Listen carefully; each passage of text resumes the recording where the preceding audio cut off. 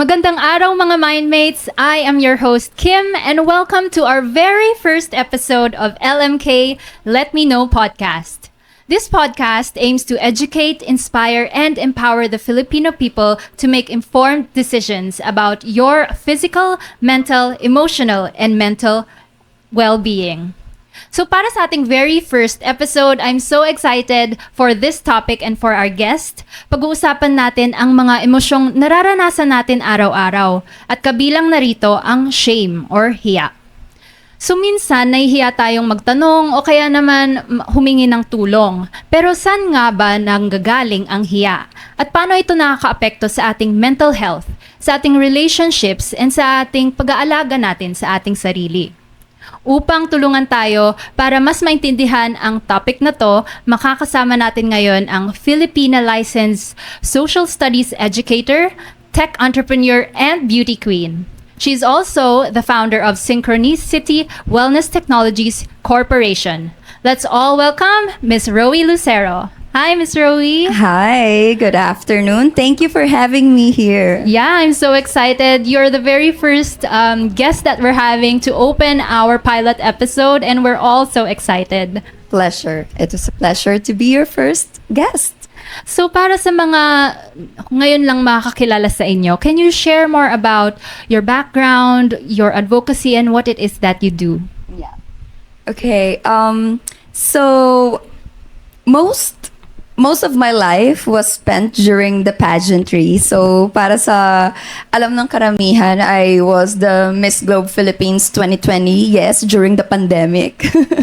And after that was actually the last pageant. It was my retirement competition. So, after that, I stopped joining pageants and I focused more on the social studies education and building my language school.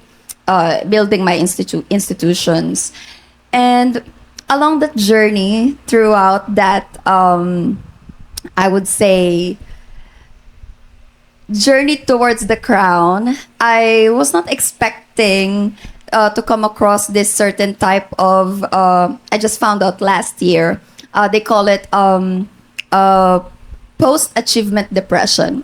And nararanasan to ng mga tao na nakaka-achieve, let's say, ng mga goal nila ng biglaan. So let's say, for example, biglaang transition, for example, death, right? Biglaang achievement, bigla ka na-promote, bigla ka naging CEO.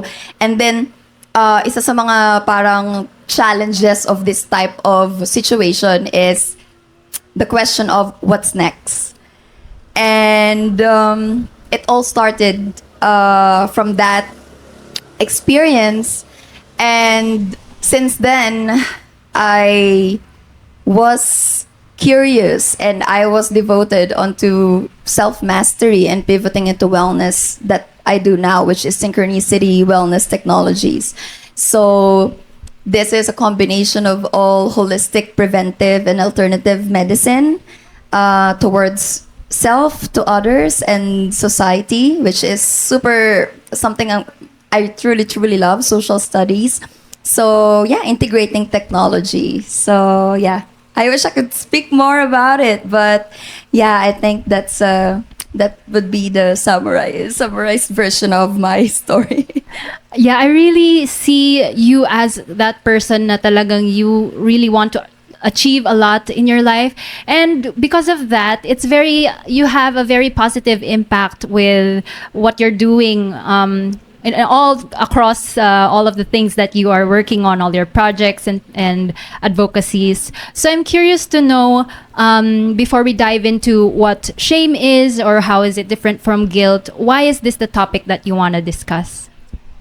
Ooh, yes. I thank you for that question. I love the fact that I am the type of person who doesn't normally follow the norms, and napapansin ko recently and throughout the previous years, it's always about the mental health issue that we talk about, and not that it's not important. I believe it is as important to talk about the emotional side of things as well. And bakit yun yung naisip kong bigyan ng spotlight aside from, of course, the mental health? I truly believe na lahat talaga ng bagay before it become a mental issue or become a mental problem, sa emotion talaga siya nagsisimula. Paano? We suppress it, we hide it, we don't even acknowledge it. We try to deny it as much as possible, right? So, feeling ko ito na yung time para we'll be young adults about it, to talk about these things. Himayin natin. Paano ba talaga siya namumuo? Di ba? Parang bagyo lang eh. Paano ba siya namumuo, and how can we actually, before we go to the emergency room, di ba? Paano ba yung mga preventive measures para hindi na tayo umabot pa sa sobrang sasabog na, then it's already a problem, right? So, yeah. Yeah, I like what you said na kailangan we go muna to the root cause before we see or we go into what we see that's happening.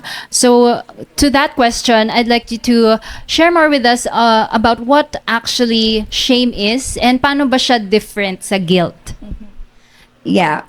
Okay. So shame, with my experience and with everything that I've read, it is one of the basic. Actually, hindi siya emotion eh. Siya ay byproduct ng emotion na nararamdaman natin. Right? So, sige, himayin natin shame versus guilt. Most of the time, when we say shame, we normally connect it with an identity. Lagi siyang may I am. Laging may taong topic. Kumbaga, identity mo siya. While guilt is more on the circumstances. It's more on the act. It's more on what is actually going on. So, for example, nakabasag ka ng pinggan. Shame is, I am stupid. Ano ba yan? Nabasag ko yung pinggan, ang tanga-tanga ko. That's shame. Kasi yung nangyari, kinonect mo na kagad sa'yo. Kumbaga, you identify as the problem. Right? While guilt, I would say guilt is more on the chance to progress onto something. I'm not saying it's better, but then guilt kasi it's just focusing on what is the actual situation. So balik tayo sa pinggan. Nabasag ko yung pinggan. I feel bad, nabasag ko yung pinggan. Okay, kailangan siyang palitan. Right? Meron kang, may chance ka to actually move on and repair and offer solution, while with shame, biglang ikaw yung naging problem. Right? So, yun, with the shame versus guilt, I would say that's the easiest way on how we spot that on. Kapag na i-connect mo na yung mga I am, ayan, dyan na pumapasok yung ano natin, self-shame natin. And I think nakaka-relate lahat because I think everyone experiences this shame, whether it's through small actions or something as big as everyone seeing or whatever wrong thing that you did. So it's a normal thing for us to experience. Pero ano ba yung purpose of this feeling of shame? Yeah. I would say lahat ng emotion na nararamdaman natin ay signal, right? Lahat yan may pros and cons, may ibig sabihin and sinasabi. Okay, dun muna tayo sa purpose ng shame. Ano ba yung gusto, kumbaga parang, ano ba yung pinaka-goal ng isang tao that is the opposite or the duality of shame? Isa lang, belonging. And going back to the social studies references, even yung mga ancestors natin, right, sa mga tribo nila, their identity and their pride has always been, di ba, kung kaninong katribo ka, kung kanino ka nabibilang, kanino ka bang community. So, it is one of the basic longing nating mga tao, yung matanggap tayo ng mga nakakasalamuhan natin, and it all starts with the family, right? The smallest unit of the society. So, ang purpose talaga niya ay para ikaw ay mag-flourish sa sarili mo, sa isang relasyon, sa trabaho, sa komunidad, at kung paano ka ba tinatanggap ng komunidad na ginagalawan mo, paano ka ba nila nakikilala. So, yan.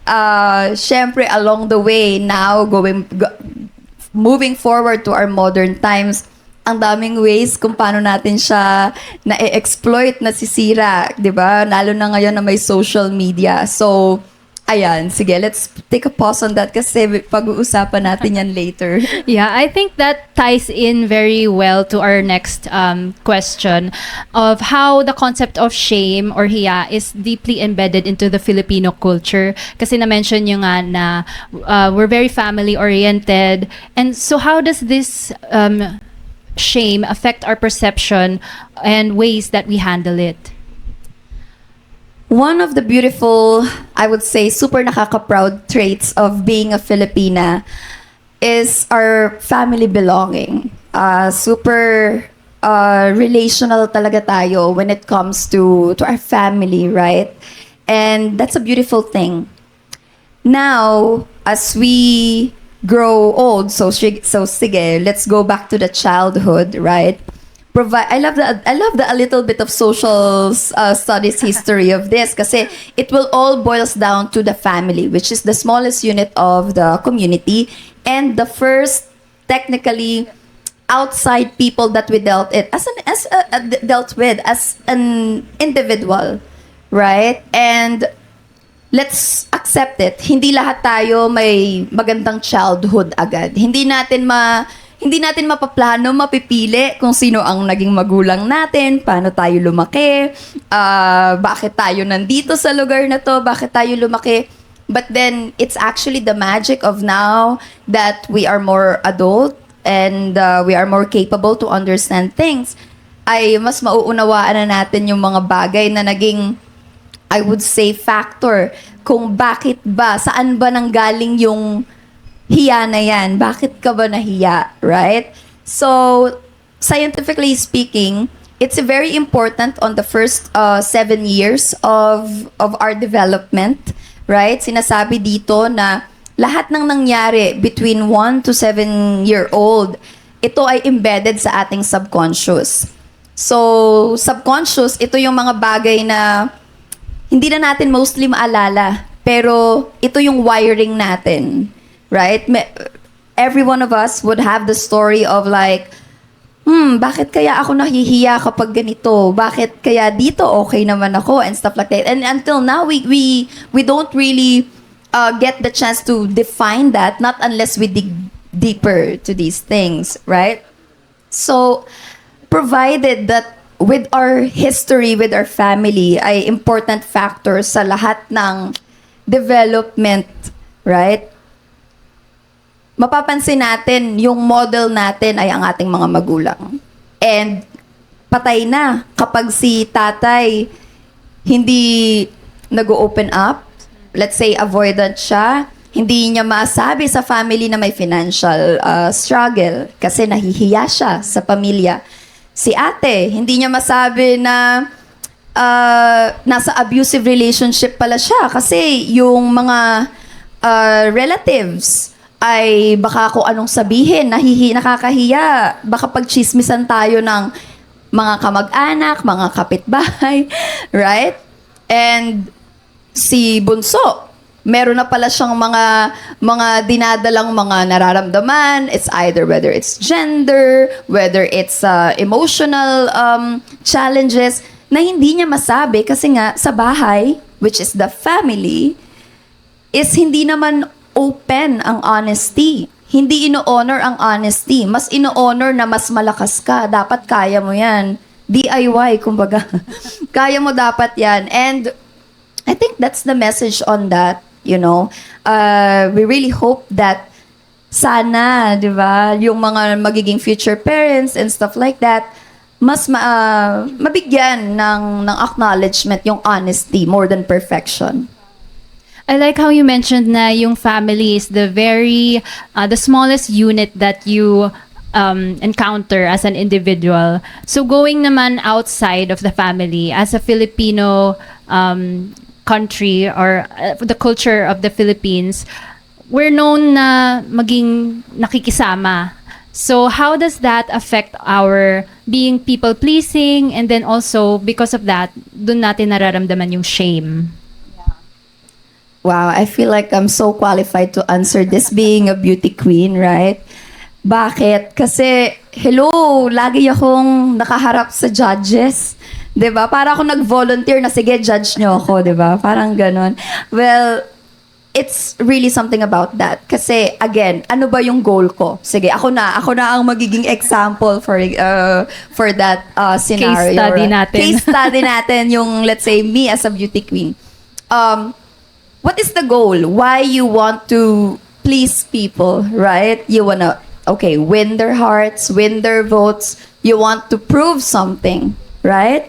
And let's be honest, everything that is somehow connected to identity, healthy or not, there's some ego to it. And si ego, hindi naman siya laging masama eh. Same as shame. Merong mga healthy, and again, I truly believe with everything in life, kailangan lang yan balance. 'Di ba? Lahat yan may pros and cons. Lahat yan, kailangan lang natin alam kailan natin siya i-apply. Right? So going back to our purpose on why do we somehow attend to this people-pleasing tendencies, right? Again, belonging. For me, very important self-check-in when you feel like you're going back or nandun ka sa parang pattern or nagsuspiral ka sa people-pleasing tendency mo. You always ask yourself, ano yung gusto kong ma-achieve dito? Bakit ko to kailangan gawin? Is this something that is good for me or good for the other person? And again, that question is not normalized kasi, ayan, nahihiya tayo kasi bakit? Sasabihin madamo tayo. Right? And I want to put emphasis on that as a Filipino community kasi lagi tayong, I mean, not lagi, but then most of our previous past programming, we're always taught to just exhale, to always give, to always, kumbaga parang unahin muna ang kapwa and all of that stuff. And there's nothing wrong with that. That's very beautiful. That's a beautiful thing to do. But then, ayan na. Paano kapag sobra na? Paano kapag yung identity na natin, yung na-forsake, yung nade-dissolve in pursuit to please certain people in our lives?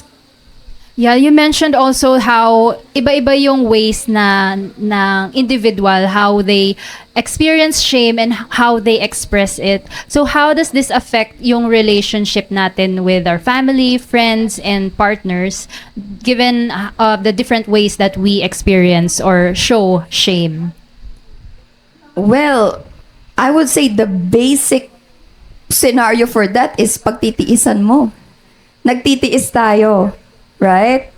And sa pagtitiis na yan, that includes your identity, pagtunaw ng identity mo, pagtunaw ng ano ba talaga yung mahalaga sa'yo, and everything that is not easy for us, yan yung nagiging way or nagiging isa sa mga nagiging dahilan bakit tayo nagkaka-dis-ease. I really wanna put emphasis on that kasi akala nung iba kapag medyo may mga nararamdaman tayo na mga sakit-sakit, it's always outer naulanan.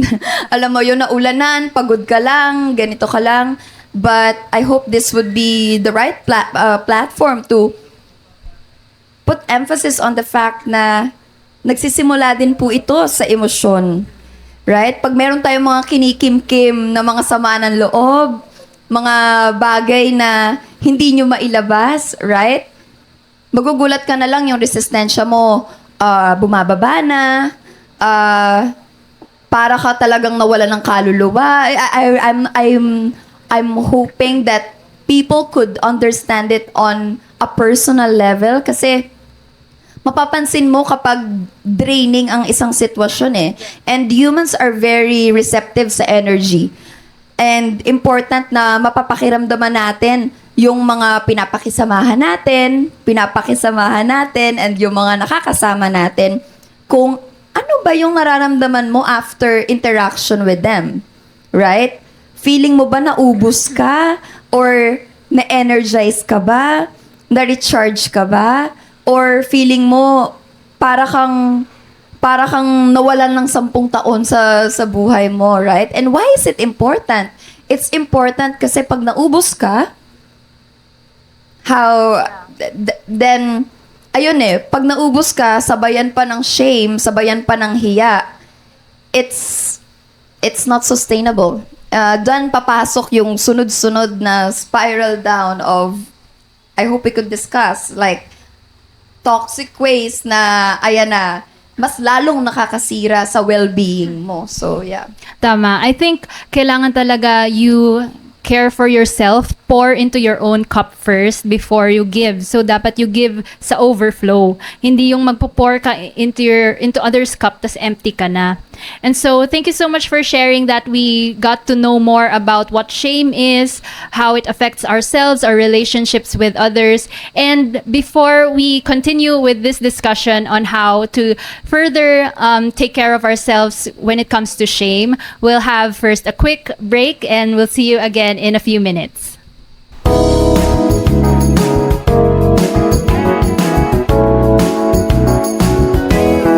Isn't she lovely? Isn't she wonderful? Isn't she precious? Less than 1 minute old. I never thought through love we'd be making one as lovely as she. Isn't she lovely? Made from love. Isn't she pretty? Truly the angel's best. Boy, I'm so happy. We have been heaven blessed. I can't believe what God has done. Through us, He's given life to one. But isn't she lovely? Made from love.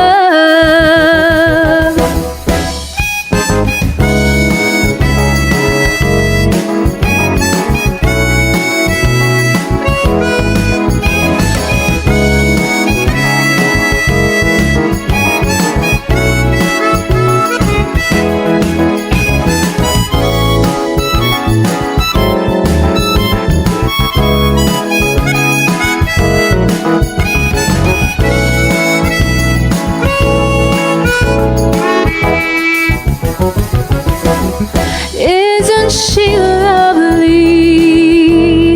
Life and love are the same. Life is 𝗂𝗄𝗄, the meaning of her name. Lord, it could not have been done without you. Conceive the one that's so very lovely, made from love.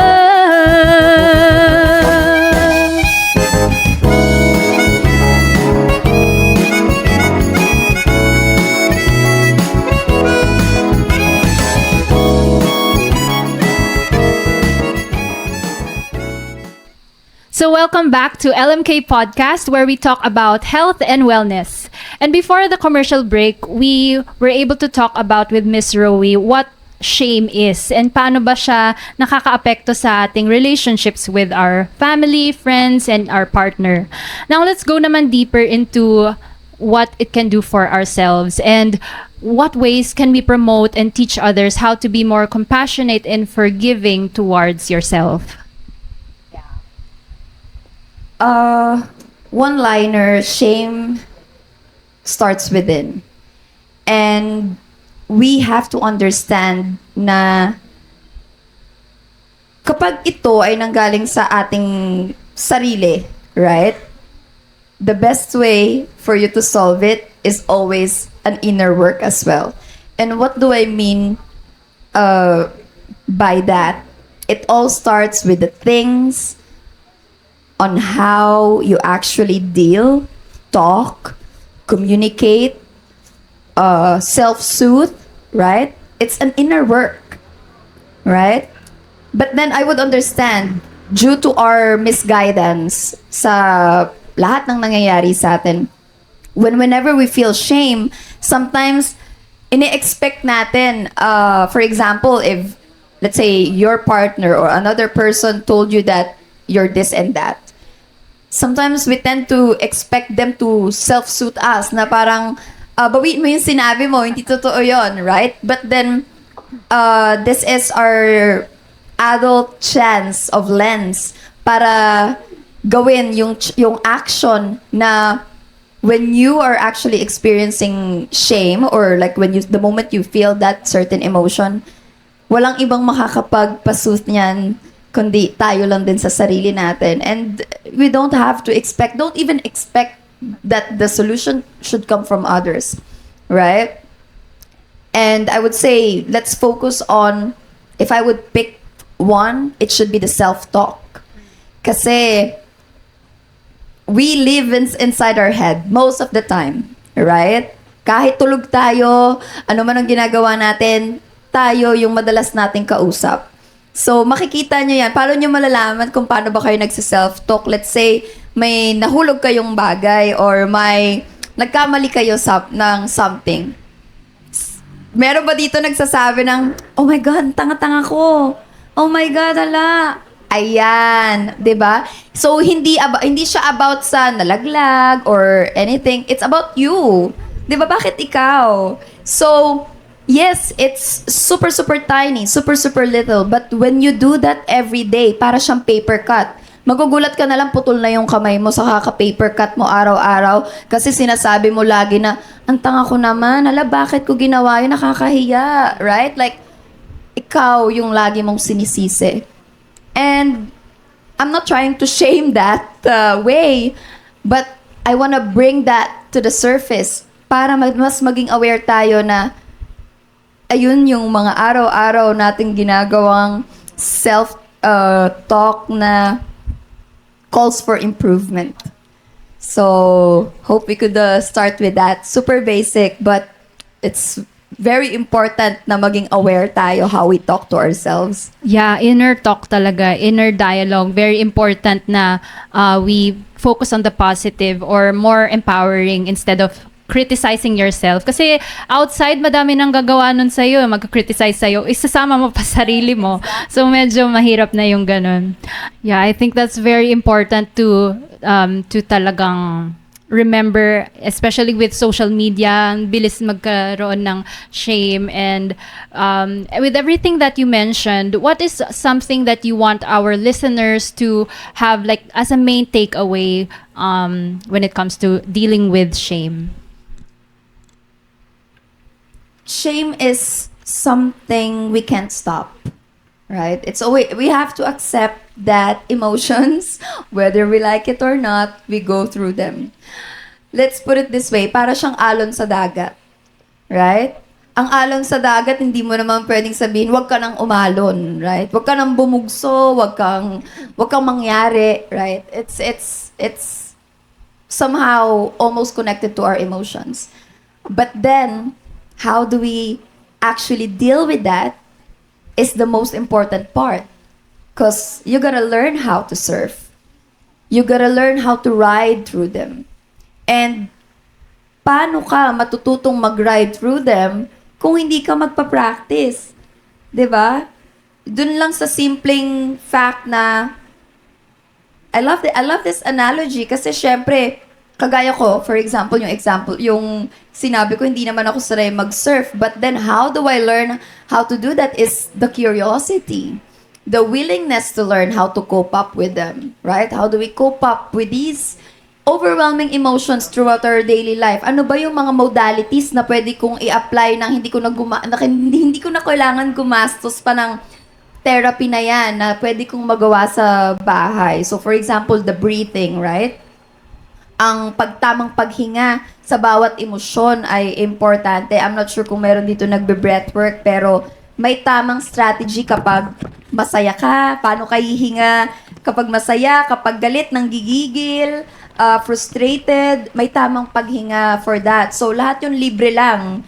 Kailangan nyo lang mag-volunteer na alamin, mag-research, right? At make sure na sa tamang tao kayo magpapaturo, right? So, that's what I mean with the curiosity of like learning how to cope up with this. Kasi, kagaya niyan, DIY na nga siya eh. Wala nang nagturo sa atin ng tamang pag-handle ng emotion, kundi para tayong sinugod sa gera ng buhay, di ba? O sige, bahala ka dyan. Paano mo i-handle yung emotion mo?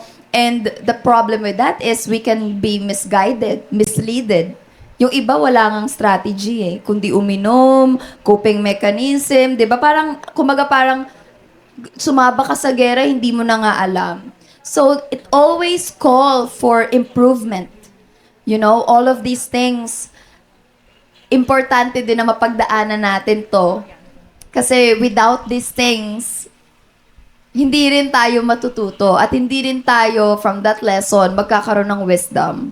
So, all of it are welcome. All of it are welcome. Yeah, I like what you said na self-improvement and tying it into what you mentioned na self-improvement. I think hindi lang sapat na they'll listen to this podcast, understand what shame is and how it affects your relationships. But I think kailangan may action step na gagawin yung mga listeners natin para naman hindi sayang yung pakikinig nila sa advice and insights mo. So before we close, what is our one call to action that you want or a challenge that you want our listeners to do, any simple thing that you want them to do to be able to have a good takeaway from this episode?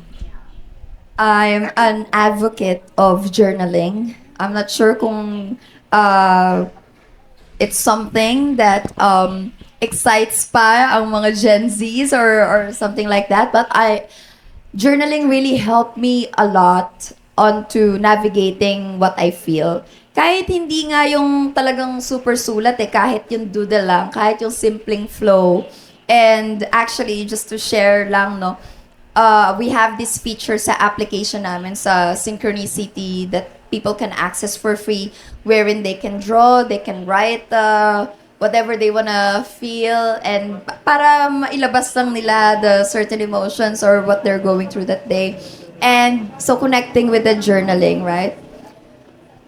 I really hope you could add this to your journaling prompt pag kayo na lang mag-isa, right? Pag nagmo-moment kayo sa mga notebook nyo.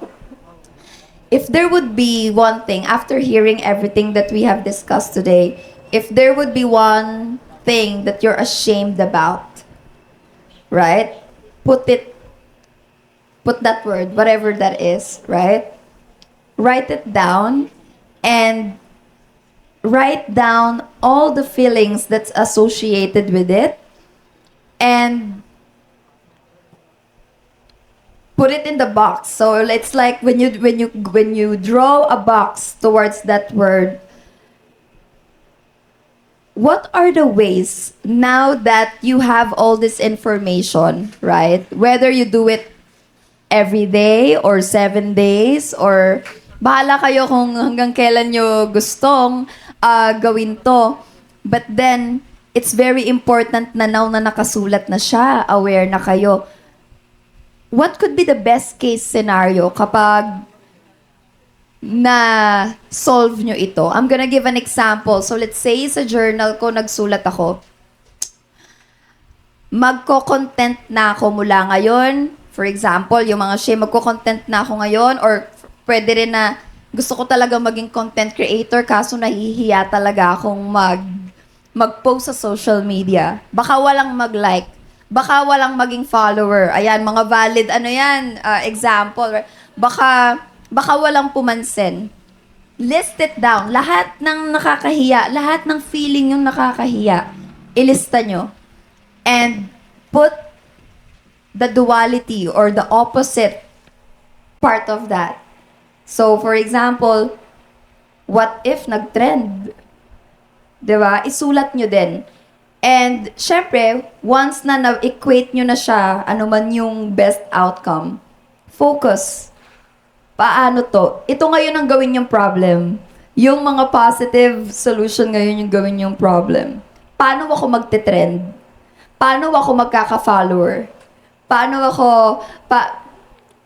focus on the solution thing? Kasi mas better na yun yung problema mo kaysa yung isa na paano pag walang pumansin? So, it's just like a strategy of reframing what is an actual problem, right? Kasi may isang problem na focus onto walang kapupuntahan. Kasi walang nakakaalam hanggat hindi mo susubukan eh, di ba? At yung isa naman, focus on gagawin mo muna. Right? Paano ako magte-trend? O ba, syempre, mag-post ka muna.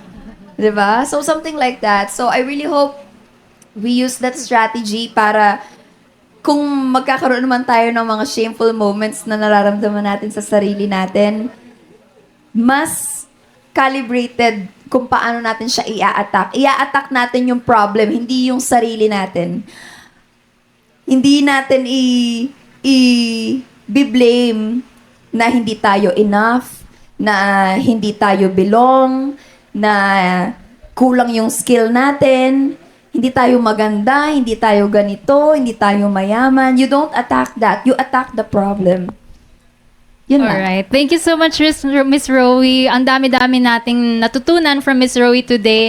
I hope our mindmates would follow the tips that Miss Rowee has shared with us. But before we end, Miss Rowee, can you share what you're promoting or your social media platforms so that our mindmates can follow you? Yan. So, you can follow me on my Instagram. Lahat ng ganap ko sa buhay, everything that I do is right there. And, however, with regards to this one, sa Synchronicity, we have trusted, vetted guides that deals with emotion code, breath work, ice bath, all of that, right? So, lahat yan ay nasa platform namin. We also do have an app. All of that is on our website.